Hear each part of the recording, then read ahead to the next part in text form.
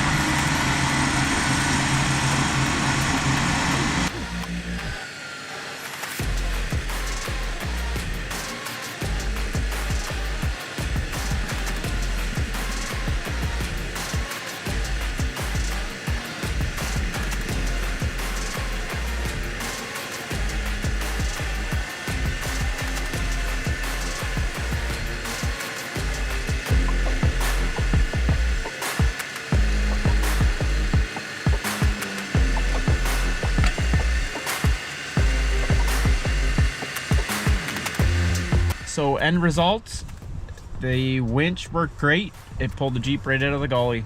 So I'm happy. It's good to know that I have that good peace of mind on the Jeep, because I do a lot of traveling and go on a lot of different trails. So it's just nice to have that peace of mind for mine. So make sure to check out Openroad 4-wheel drive, their website. I'm gonna link that on my video below. Take a look.